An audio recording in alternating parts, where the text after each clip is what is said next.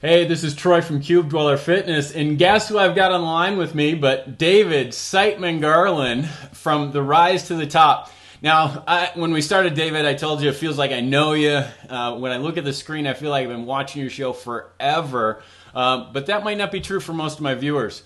So why don't you give us some background?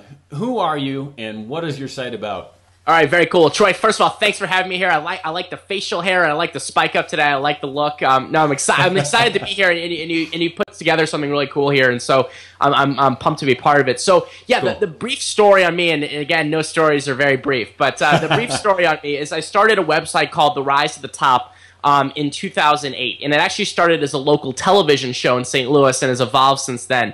But really, it's more than a site; it's a mission. You know, and the mission that I have is that I want people to be able to earn a full-time income and live an amazing life, you know, through online marketing. So through selling things on the internet and through developing a brand online. And I'm not talking about just like sketchy stuff that you could like randomly sell. I'm talking about things that you're passionate about, you know, your expertise and different things like that, and turning that into a brand and a business, especially online. And that's what the Rise to the Top is all about. It's all about helping people achieve that lifestyle. And we do that through, you know, interviews with experts, interviews with people that have accomplished it, my own journey that I share all the time on there too. I'm very much an open book with this stuff, and you know, we built up a passionate community over the last few years of people that are looking to achieve this or continue to achieve it. Because what's interesting, real quick, Troy, is that when I started interviewing, I would interview entrepreneurs in all facets, all different types of people. You know, people that owned a corner drugstore, people that you know were raising, real broad. Yes, anyone.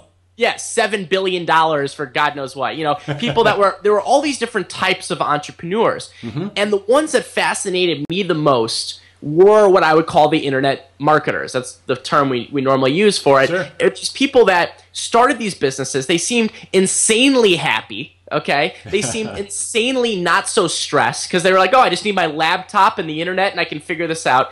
They seemed like they didn't have to worry about managing huge teams of people, and their business wasn't a stress bomb. It wasn't a trap. They've created something that was also an amazing lifestyle where they could do whatever they wanted. You know, spend time with kids, work on fitness, go ski, go surf, whatever it might be. And that's when I became obsessed with it. And that's what I've been achieving over the last few years, is achieve that lifestyle and also teaching others to do the same. So that's the relatively semi-brief story. Nice. Part of that freedom, you know, we share one of our adventures. I saw a picture of you on a zip line in Costa Rica. Tell us a little bit about that and when you went down there. Well, yeah, that was in November. You know, it's funny. I am no longer newlywed, not because I'm married. I am married. It's just that we just went over the 1-year mark of. Congratulations. Thank you. So what happened was, funny story about Costa Rica. We went to Hawaii on our honeymoon. In March of 2011, and the tsunami hit in Hawaii during our honeymoon and happened to pretty much destroy the hotel we were at. Of all hotels, of course it was nice. And so our honeymoon actually got cut short. And so we like to do a couple trips, at least a few big trips a year. And I was like, let's go to Costa Rica. I've been there once, and I knew my wife would really like it because it's a great blend of, you know, kind of like a cool climate where you can hang out, go to the beach and do that stuff, great people and like fun activities.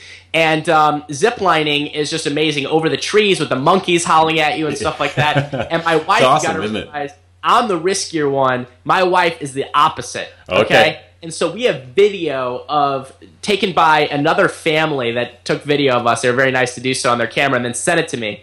Of ziplining, and it's very funny to watch her evolution because she is terrified on the first one. We basically had to push her down the thing on the first one, but then by the end of it, she was loving it. She's waving and having a blast. So it's just funny how those things work, you know? Transformations are cool. Exactly. And I want to get to your transformation story, but let's do that a little bit later. Sure. One of the things that we started talking about, and the way that we actually set up this interview, is about a new program that you put together called Create Awesome Interviews. And I think it's a blend that it's a program that is talking about building interviews, but I think also it talks so much more about how Rise to the Top works and how people can really dig into it. And so Tell me a little bit more about how you evolved in interviews. You told me how you focused in on internet marketing, but how have interviews changed for you? God, great question. And honestly, for Create Awesome Interviews, it's funny how that works. Is that was not my idea at all. It wasn't also someone that came to me and said, "Here's my idea." It was the thousands of emails that I get all the time from people asking questions about interviews. Right? Yeah. And that's great. I'm excited about that. Meaning, people asking, how do you get great guests for the show? How do you make money from it? How do you conduct an interesting interview? How do you market and promote it? All these questions would come over and over and over again. And finally, I got not sick of it, but I was like, all right, I got to do something. So that's where I created this entire course, was to teach people exactly, the Rise to Top method of creating a web show, turning it into money, and turning it also into this lifestyle, right? Yep. But that's one of the interesting challenges of doing interviews. And the more that you can quantify down, the more passionate of an audience base you're going to build, and the better interviews you're going to do. And when I started, it was very broad. If I was to restart today or tell people to start how they want to start, the more specific that you can get, just like with everything on the internet. And I'm talking about internet, here, of course. Yep. I'm not talking offline's a whole other game. But if you want to go online, the more specific that you can get with something, the better, right? So what do I mean by that? So I've seen a lot of people that do fitness interviews. Let's just use an example, okay? So I see people that do interviews, and they do different fitness ones. Well, that's great, but where can we get a little bit more specific? Can we do transformation interviews? People that went from this to this. Yep. Can we do interviews with people? I've seen a site that does it just on a specific diet plan, right? So it's like the paleo. Yep. There's one where it's just people that do that. It's all they talk about, And what I've noticed is that the more specific you can go, and the little bit of a twist of an angle you can take on something, that's when you're really going to start to stick out from the pack. Between that and your personality and the way you do it, it all goes together. But finding that more specific foundation. If someone comes to me and says, I want to start a show about entrepreneurship, I'd be like, great. That's a huge awesome. C. We're going to dominate you. No, I'm just kidding. But we're going to say, I would say, okay, I'll tell you my story, and let's get down to something more specific. And you might find out that this person really is obsessed with the big tech companies in Silicon Valley and other places that raise money and do different things. Great. There's your focus. You got the niche. You got the niche. And that's how you start to build it. And that's some of the big advice that I give people when they want to do interviews. Yeah. And that fits with my extensive, little over 1 year experience with my fitness blog. It started off as Cube Dweller Fitness because I'm in an office. I'm in front of a computer, and I know there are others like myself. I can see my peers they're looking for ways with tight schedules where we sit all day long. How can we get in shape? And so I've really been trying to focus in on that. And there's a sub niche emerging out of that, looking at interval training. Oh, interesting. But see, you hit it exactly nail on the head there. It's that you've hit a subset of people that, I think you want to have people either in or out. Do you know what I mean? It's like you go to something and you're like, this is for me or it's not for me. You don't want to be half pregnant, And I think a lot of shows online and shows and series and blogs and all this stuff that comes together, they're kind of half pregnant. You know what I mean? They're like, oh, this is for entrepreneurs and guys that want to quit their job and retirees and babies. And you're like, wait, I don't know how that's going to work out, because I think you have to take a stand, and that's tricky. It is, because sometimes you're not sure. It's not the easiest thing. It's simple, not easy. Yep.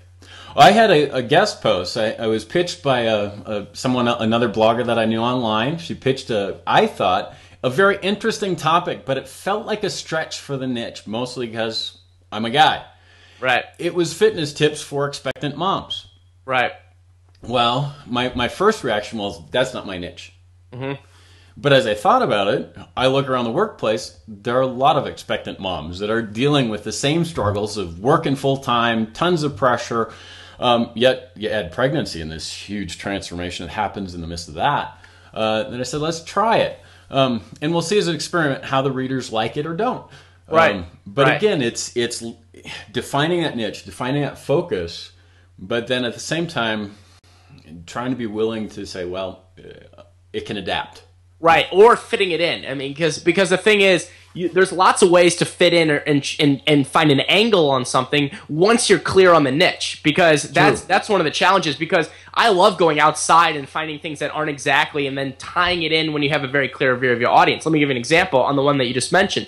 Let's just say that you realized, and I don't know if this is true or not, but let's just say that a lot of your audience is men. Okay? Let's just say it was. And then you start to tailor stuff more towards men and things like that, right? You have this expectant mother thing.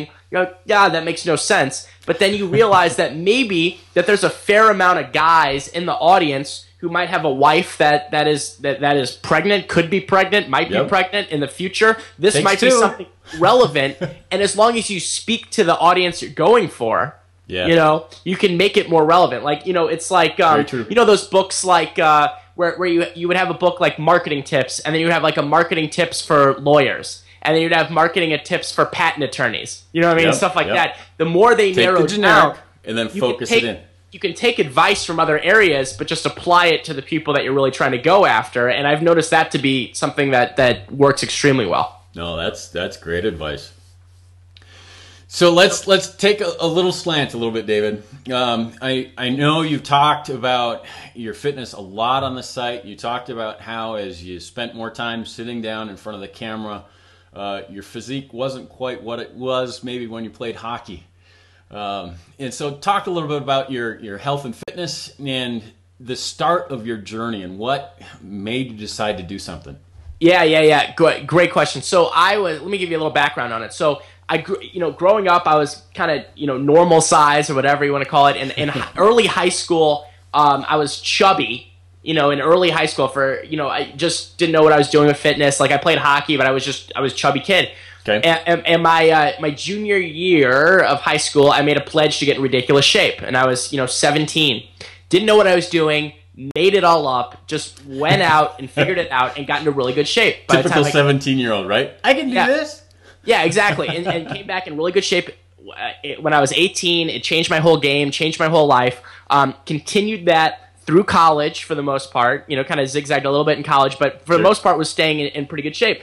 After college, I was involved in the hockey industry for a couple years. That kept me in pretty decent shape because I was playing hockey all the time. Yep. But then I started creeping up when I started getting into this industry, because internet marketing, while amazing for all the things I just listed, not so great when it comes to sitting in front of a computer, right? Indeed. You're spending more time in front of it, just like we talked about. You're cube dwelling, if you will. Even if you're on a beach, you're cube dwelling. So the idea here is that I started to just slowly gain weight and get more out. Go from softish, just softish. Meaning I was working out. I was quote unquote eating right as far as I knew, but realized I had never really been trained in the knowledge of any of this stuff. I was just kind of making it up as I went since I was 17 years old. And so I didn't know what I was doing different. I didn't know what I was doing wrong, but I kept creeping up the scale, and I was like, what the hell is going on? And by the end of it, I was about probably 30 pounds over where I wanted to be, And it wasn't outrageous. It wasn't like, oh, there's some fat guy. It was just like I was not anywhere near where I wanted to be. And I started hating photos of myself.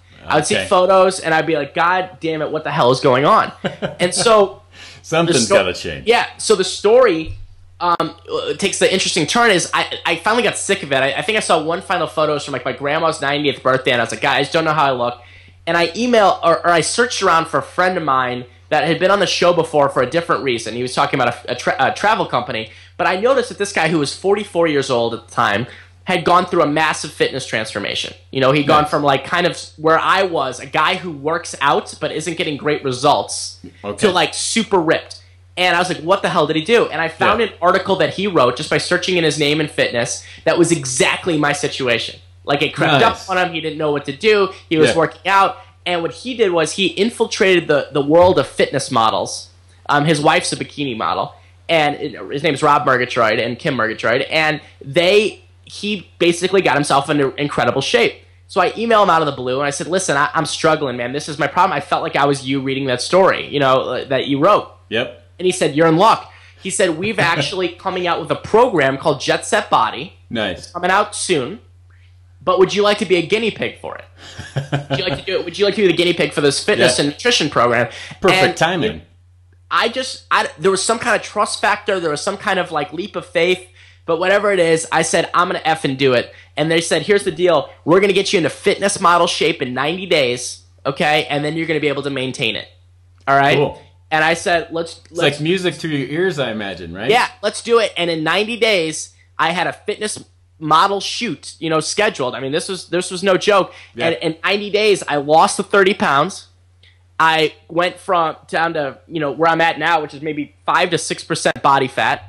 Okay, went all the way down, completely changed my entire world. Had the shoot, it's led to all kinds of incredible things. Bodybuilding.com featured, Ironman magazine contests, like a lot of different things have happened as a result of that. But more importantly, it's changed everything. It's changed, how I feel about myself, like my confidence level. Yep. I'm a high energy person anyway. It put that through the roof, which is scary for everyone. I now adapt this completely healthy lifestyle, which I love, but it doesn't feel constraining. It's something that I love. Yep. And, I just continue to evangelize for it and for the program and for kind of this healthy lifestyle. And I got to tell you also, Troy, even though I spent lots of time and continue to spend a lot of time on fitness and nutrition, my business income's tripled even since I began that. So nice. Just to show you, even spending less time on it, yet it still triples because you learn to be more efficient. You're more motivated. There's other things that happen as a result of it. A lot of people get worried if I spend all this time kind of thinking about or working on fitness and nutrition, or other aspects of my life going to go down the tubes. Yeah, they're going to suffer. No, not at all from my experience. So that's it, and that's kind of the story. But it's been something that's just been probably my greatest accomplishment, honestly. So if I were to put it into terms.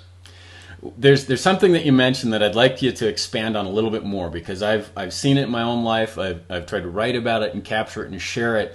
There's something that fitness does, because it affects so much of our bodies, how our mental capacity works, how our body works, how we rest, that I believe there's a multiplying factor. They talk about requiring 30 days to create a habit. What I've found in my own experience and those that I've talked to is with fitness, because there's some multiplying factors, I think there's several, that it reinforces itself earlier than that. Can you talk a little bit about, as you started this transition, really going from nothing, from sitting to diving into this very intense Jet Set Body 90-day program, when did you see that circle? Because when I hear you talk about it now, the energy level's there, the incentive to keep going at it is there. But talk a little bit about that early start of that program. When did you see some of that? Yeah, it was tough, because I got to say, the first thing that I wanted to do is I wanted to, and I think this is important, I wanted to eliminate all my past conceptions of everything. I wanted to start fresh, and I wanted to say, I'm going to listen to what they teach. Okay. I'm going to do whatever they say. I'm not going to sit there and make an excuse or come up with something and be like, this is the way I did it, because whatever the hell I was doing isn't working. But we get stuck in those habits. We make rules that we don't want to break, even if they're relatively destructive. You know what I mean? Like, you might say, I want to start the diet, but you know what? I'm not giving up my chicken sandwich fried thing or whatever it is. It's like, no, you are. And so for me, one of the key things that I wanted to do early on was I'm like a full immersion person. I wanted to jump. I never do things half-assed. I either don't do them and quit, or I go all in. Yeah. And this was an all-in situation. So they said, you got to get out of working at the condo little complex. You got to get into a real big gym. We got to get you into a real one. You got to go do it. So what I didn't bitch. I just went and signed up for it and started. Do you know what I mean? And it was like, I had to go. Because like a business or fitness or whatever it might be, it's a long-term strategy. That long-term might be 90 days, which isn't that long in the retrospect of life, but it's not instantaneous. You don't go in there and all of a sudden you feel freaking amazing and you come out and you're like high-fiving randoms on the street. That's not how it works. Like, it sucks early on, Yeah. And to me, because I viewed it as a beginning, middle, and end of a project. Sure. I saw it in 30-day phases and then knew I could maintain it, because that was one of the key things. I didn't want to do something that crashed and burned and then you couldn't maintain it from then on because you're so depleted or whatever. So to me, I didn't even probably start feeling amazing until, I don't know, 60, 70 days into it. Do you know what I mean? I mean, let's just be honest, because the results were slow, medium, fast, holy crap fast at the end, And so what happens is all that upfront effort, though, resulted in those last, 10, 15 days where you really bucker down. Yep. All that stuff leading up to it gets to that point. It's just like, it's the whole thing with business too. People are like, they want the end goal of, you know, making a certain amount of money or whatever it might be, but, you know, that comes at the very end of all the things you have to do to get there. So to me, you know, it wasn't a case of like, oh, this is, you know, this is working so well early on. It was more like, listen, I have faith in Rob and Kim. I have faith in this program. I'm just going to continue to do it. And, you know, within the first 3 or 4 weeks, you know, you could start to see tiny results, you know, and as soon as you start to get little tiny wins, it keeps you going. So that's kind of, you know, kind of my thoughts on that. Those little successes are so important. The other thing I heard that is key is breaking that 90-day period down into 30-day chunks. Yes. Something that, and it might be a week for someone else, but find a time period where you can just say, no, I'm going to get through this chunk. Right. And having accountability one way or another. You know, I take a photo every Thursday morning at 7:30 a.m. Nice. You know, for 90 days, I mean, for, you know, whatever weeks it was, 12, 13. Yep. You know, it was, you know, having certain accountability on like a daily, a weekly, and a monthly basis is going to keep you on where you're trying to go. If you only have one or the other, you know, you only have weekly, but you don't have monthly and daily, you could go off course. Same thing if the other way around. So I think having specific things that you're going to hit, you know what I mean? In a week, I need to work out this amount of times doing these things. Yep. You know what I mean? I'm going to get this in there. A month, I'm going to change up at this point. You know, daily, I got to make sure I'm eating my meals. Do you know what I mean? And when you break it down like that, it's just not that hard. It's just each step is nothing. No. And so that's awesome. Exactly. Break it down. Exactly. Cool. So you went through the Jet Set Body, and we'll have links to all this in the blog post below. You mentioned bodybuilding.com. You mentioned Ironman magazine. This had to have just floored you. I mean, you went through this. You talk about running on high octane now, and just the things that you wanted out of your own life, but you got the attention of some others. Yeah, you know, it's funny how that works. I mean, and as a marketer, too, that's always kind of interesting as well, what causes, you know, sort of accidental attention. But, yeah. You know, bodybuilding.com has these transformation stories on there, and I figured, you know what, I'll submit a photo and just see if they're interested, you know, whatever. And I sent a photo in, and the guy's like, you got to tell us about the story. So I wrote up a story and you know, for them, and they chose it, and they selected it as, you know, a top transformation on there. And then that caused a whole storm of, you know, random, you know, people asking questions and shooting me emails and kind of, you know, attention or whatever you want to call it. Yeah. And that went viral. On. What's that? It went viral on you. Yeah, it did. It really did. It went crazy. And so that story went on. And then Ironman Magazine emailed me, and they said, listen, we're doing a contest with bodybuilding.com. We've selected you as one of the 5 finalists. Most votes is going to get a 2-page spread into Ironman. And when we're shooting this, I don't know when it's going to air. The results will be soon. So I'm hoping that you can put below in the show notes that we have victory, which I'm hoping on. So, you know, it's just leading to kind of cool stuff. You know, it was like in an article in, you know, Small Business Monthly as one of St. Louis's fittest CEOs. So it's like led to like just kind of interesting stuff like out of nowhere, you know? Yep. And it's cool how, you know, they're intertwined.